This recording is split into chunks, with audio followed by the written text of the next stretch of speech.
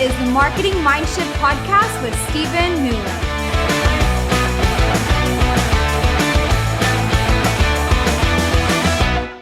Welcome to the Modern Marketer podcast. I'm your host, Stephen Newland. I've got a very special guest today with me, Mr. Chandler Bolt. Chandler Bolt is the CEO of Self-Publishing School, selfpublishing.com, and the author of 6 best-selling books, including his most recent book titled Published. Self-Publishing School is an Inc. 5000 company the last 2 years in a row. It's one of the 5,000 fastest growing private companies in the U.S. Wow, Chandler, that's awesome.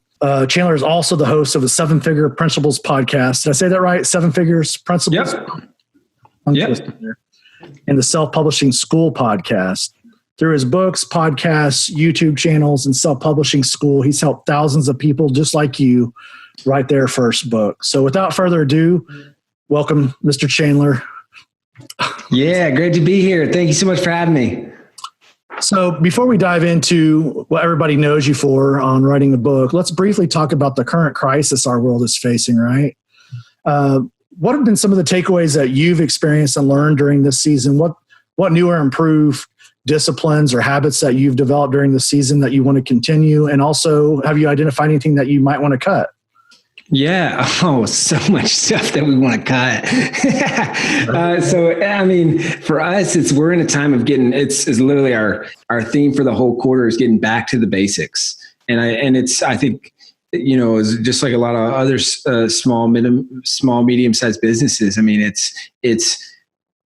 you should only be focused on one of two things, either getting customers or making customers happier. Absolutely. And so our version of that is getting students signed up or getting students results. And so it's helped us, I think, in a sense, like we're just trimming everything that doesn't lead to one of those two results. Just refining your focus. Yeah, exactly. And getting laser focused on those two things and getting back to the basics and, cutting a lot of unnecessary expenses and trying to just tighten up our focus. And really, as a result of that, I mean, we've had a record-breaking month. It's one of the best months that we've had in company history. And so kind of the big thing, if I were to put it on a bumper sticker, the big thing that I've been telling my team is, how do we get better because this happened? Not how do we get better in spite of this happening? And so I just believe that, for a lot of small, medium-sized businesses, I mean, we are going to get better because this happened. And so, but it's your job as a leader, your job as a CEO, or wherever at in your organization to ask that question is, how can we get better because this is happening? And how do we take this and help us to focus? And so that's what we've been trying to do. I love it. Do you have any specific examples of those takeaways that you've taken personally in your experience in your business that maybe some of our audience could apply in theirs? Yeah. So, I mean, one great example is when all the uncertainty kind of started happening, it was, oh man, there was 2 ways we could have went. It was, okay, people aren't, we're an education company. We help people write and publish books. It could be easy to say like, oh man, people just aren't going to spend money on that. Like that seems like a frivolous, unnecessary, non-essential expense that just like might be one of the first things to go. And, some people look at a book as, I look at it as a really great way to grow your business. Some people look at it as a hobby. And either way, people are probably going to cut that spending. But instead we said, hey, what if we believe the opposite to be true, and so let's look for how is this going to make us better? And what we found was, well, actually the biggest objection that we've had for years is I don't have time to write a book. Well, guess what? Now we have a bunch of people with time on their hands. And, you start looking and you see that Isaac Newton discovered calculus and the fundamentals of gravity in quarantine, and Shakespeare wrote some of his best work, King Lear and Macbeth, in quarantine. So you start looking, you start finding those things. And so then how can we shift our messaging? And we gave away, thousands of books for free. And then that actually generated $100,000 in business. So like, it's just like looking for the kernel of opportunity and what's happening and not taking advantage of what's happening because we want to be empathetic to where people are at. And it's not like we're going out and buying up bucket loads of hand sanitizer and then sell them for $50 a bottle. Like that's not what I'm recommending. I know there's people out there doing that, but it's, hey, how do we serve people? How do we add value and shift this in a way that speaks to where people are at, but is also using this to help us grow. And then it's just, I mentioned tighten our focus. I mean, we have really tightened our focus big time, and you make tough decisions. You're speaking more directly. You're setting more clear goals. It's like, hey, just communicating clearly. If we don't tighten things up, we're going to have to cut a person or two. So like, I don't want to do that. Let's row in the same direction and better execute on what we're doing here. I love that.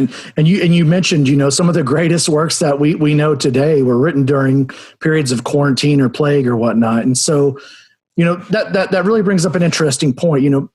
As entrepreneurs, we always have ideas going and wheels turning and things like that. And maybe a lot of people out there have an idea for a book.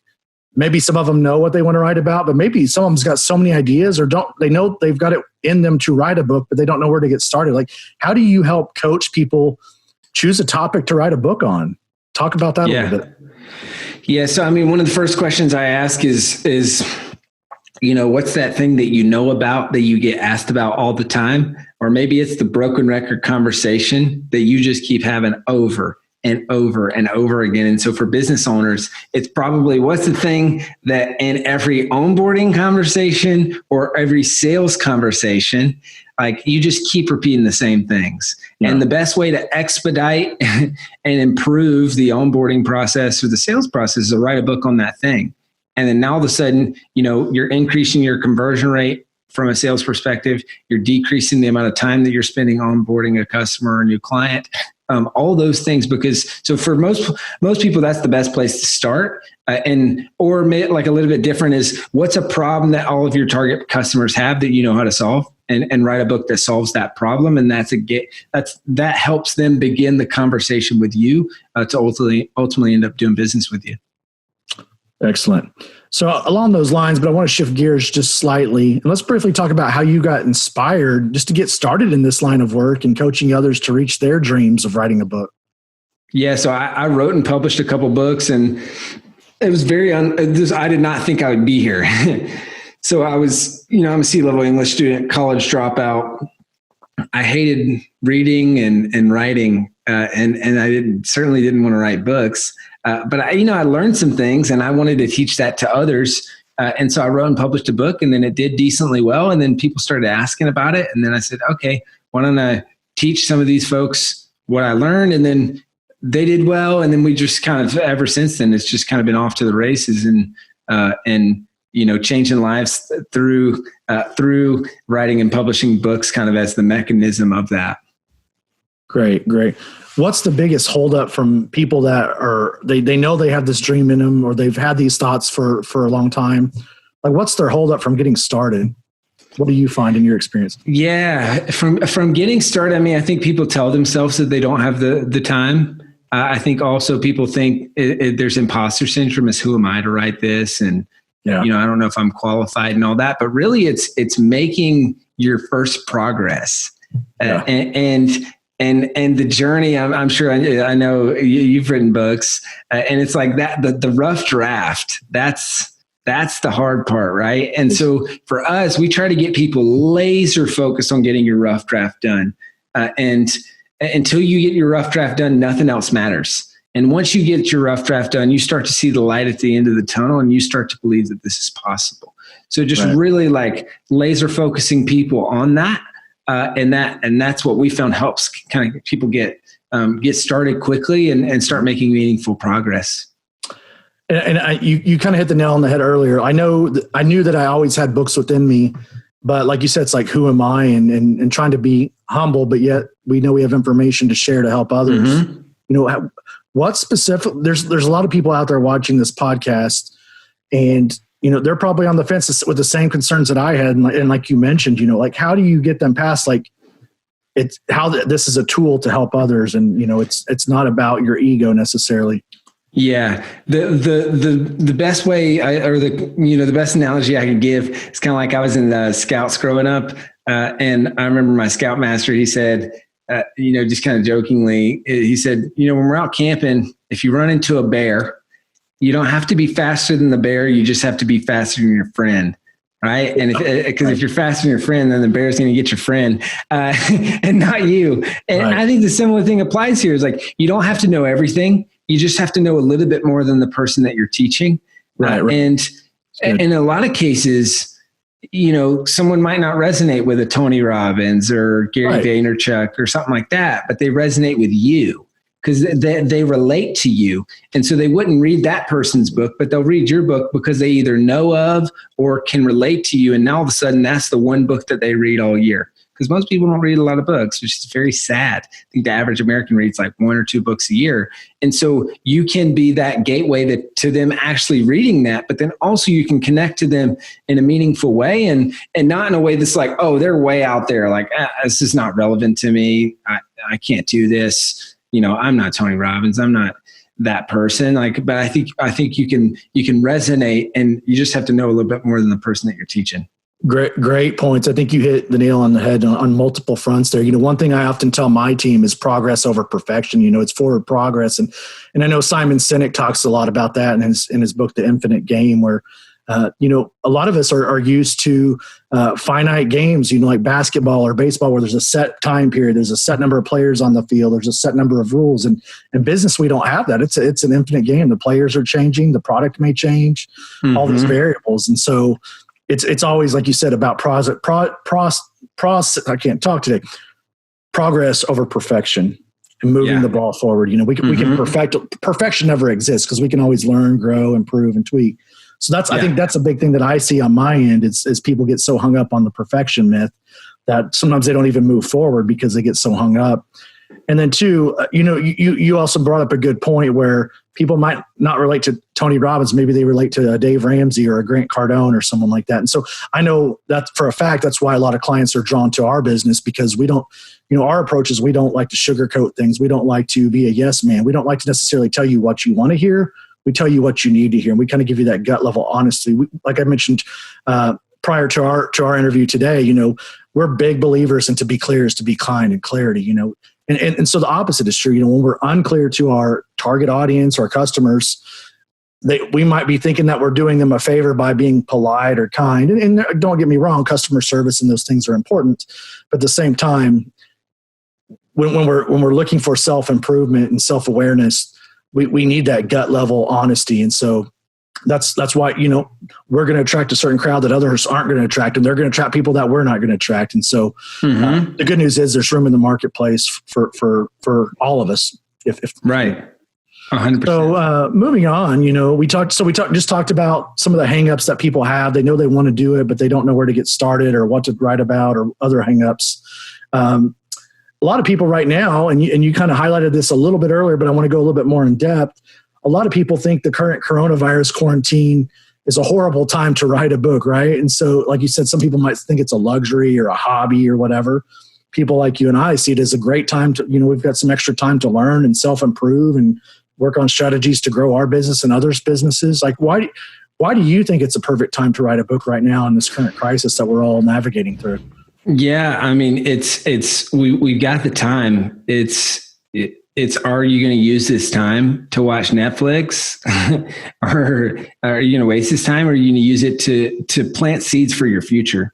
And I think that's really what it comes down to is how do we use this time to get better because this is happening, not in spite of this happening, right. and really use this time to get better. And so I think, just like a lot of the greatest work was created during times like these, I think there's a lot of opportunity. A lot of people are joking about how there's going to be a bunch of babies born 9 months from now, the quarantine kids, all that stuff.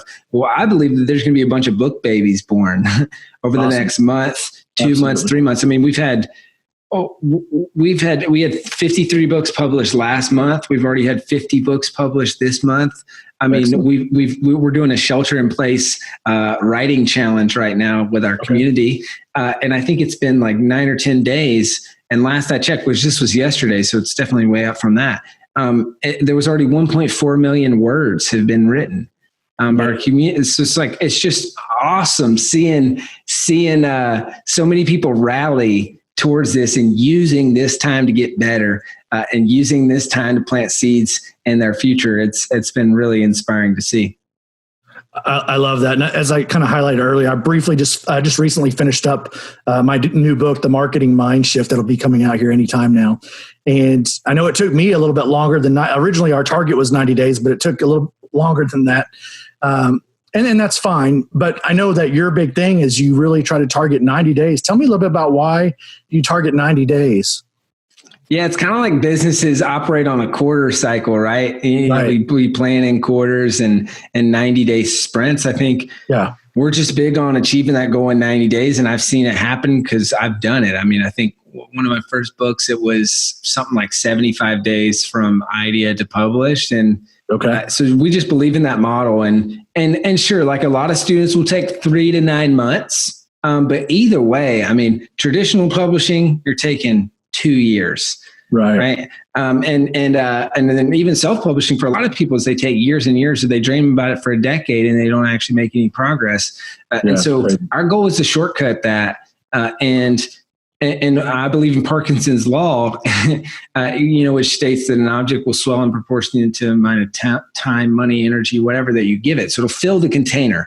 And so even if you traditionally publish, it's like most people write that book in the last 2 or 3 months, right before the deadline where they got to ship it off to their publisher. What if we just shrunk that for them? And what if we just said, hey, you've got a 90-day window. And so there's urgency, there's continual progress. And I think it makes for a better book because you're staying focused on a singular topic. And you're moving through the process quickly and iterating and improving it. And just for the sake of clarity for our listeners out there, I'm assuming you have some kind of framework and you guide them along the way. Do you want to talk a little bit about that? Yeah. So we're an online education company. So we're not a publisher. So we don't publish it for you. We also don't take we don't take a cut of your royalties. So you get to keep 100% of the royalties that you earn. But we help people through the process. So kind of how we like to work is it's funny. It's very in line with your philosophy of results-based marketing. It's kind of a results-based education in a sense of like we have what we call the milestones, and we flip those milestones at the front of the whole experience. So it's like, okay, get your mind map and outline done, get your rough draft done, get the editing done, book production. So our goal is to help people move through those milestones. And then we have the online education component. We pair them up with a coach that works with them. We have a Rolodex of outsourcers. So, cover designers, editors, formatters. We've negotiated exclusive prices with all those folks. And so we give them the resources and then we guide them and hold them accountable throughout the process to keep moving through the process, keep achieving those milestones. And with the goal being, we're going to save them a ton of time. We're going to save them a ton of money in the process. And then hopefully we'll be able to help them make a whole lot more money by doing the book the right way and structuring it in a way that's going to drive leads, sales, and referrals for your business. Awesome. And you may have just answered my next question, but I just want to clarify in case there's anything additional you want to add for our viewers out there. I know for myself and more people that I see out there are really preferring self-publishing versus the pre-internet days or early internet days to where it was the thing to have a publisher. Do you want to talk about some of the benefits to self-publishing other than what you already highlighted? Yeah. So we've got, a really great post on our blog and like a PDF that's like comprehensive that goes more in depth that might be helpful for people. But kind of the long and short of it is self-publishing, you keep 100% of the control. You get to move faster. You keep more of the royalties. Like that's a big thing. And either way you go, the publisher's not going to market the book for you. So you're going to have to market the book either way. And so I think that's a big misconception. And really, so for 99% of people, self-publishing is a much better path, and it's becoming the preferred option for most authors. Now, if you're Gary Vaynerchuk or someone like that, and you can get a massive advance, that's pretty much the only time that it makes sense to go traditionally published. Now, the caveat is that you're going to have to probably spend that advance on marketing the book. And if you don't sell enough copies of that book, they'll claw back that advance or make you buy books. That's like a hidden, little known thing about the publishing world. But really, unless you can get a huge advance, and or like the only other things are distribution. So you can get, in bookstores and stuff like that. Now, I just did a podcast interview the other day with Pat Flynn on the Self-Publishing School podcast, and he talked about how he got his self-published book in airport bookstores and Barnes & Noble. So it's definitely not impossible. It's just harder than going traditionally published. Right. And then the only other benefit is like if you're trying to hit New York Times list, which that's another podcast episode in itself. It's not a worthwhile goal. It's an editorial list they pick. So it's not a true bestseller list. The USA Today bestseller list and the Wall Street Journal bestseller list, those are true bestseller lists based on units sold. But the New York Times is editorial. So it's just what they choose. And so a lot of people, I think in their mind, they have like, all right, New York Times bestseller, but it doesn't matter how many books you sell. Yeah, I mean, it does to a certain extent, but then it's just editorial. So it's not really, in my opinion, a reason to go traditionally published because it's just a bad goal. All great points. So now I'm going to get to the real question that everybody's been wanting to know the entire time. Office, bedroom, or car? Which one do you clean first? Oh, man. I got to go office. Clean office, clean mind. Mind. I can get good work done. I love it. All right. Well, that's all my questions. Do you have any final words of wisdom or bonus tips for our viewers out there that are considering writing a book? Yeah, I would just say get started. I mean, get started.